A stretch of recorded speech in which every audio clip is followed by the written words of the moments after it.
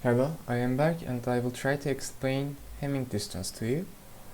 To achieve this, I will first introduce the logic of the Hamming distance to you, and then I will briefly mention the history and applications of Hamming distance.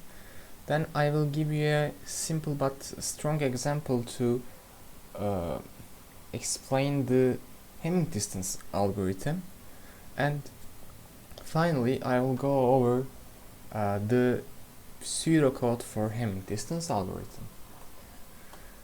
So let's start with introducing Hamming distance.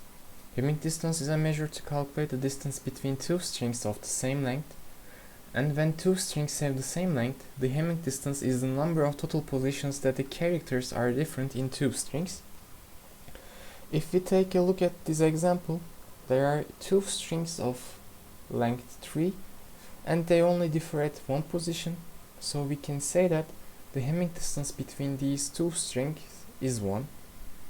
And if we take a look at this cube-shaped demonstration, each vertex representing a binary string, and every edge shows an Hamming distance of 1. If we start from this vertex and follow this path, we can arrive this binary string, and we can say that the Hamming distance between these two strings is 2 because each edge represents 1 distance. And let's go over the history and applications of Hamming distance. It is first introduced by Richard Hamming, who is a mathematician and computer scientist. It was a part of Hamming code, which is an error detecting code, and it was used in telecommunications, information theory, coding theory, cryptography, and bioinformatics. Let's go over an example for understanding the algorithm for Hamming distance. We have two strings, A and B.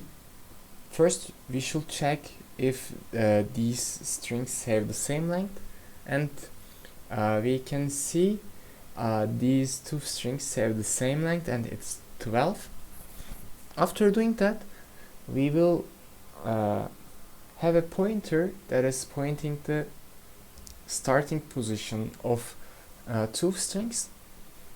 Let's call it I, and at each iteration we will compare the characters at index I, and according to match we will increment or keep our counter the same, and at each iteration we will increment our pointer's position.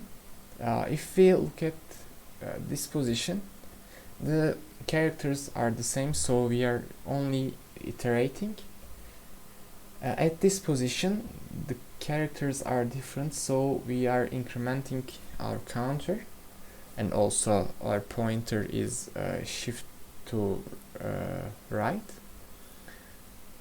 At this position the characters are same, not same, increment the counter, not same, increment the counter.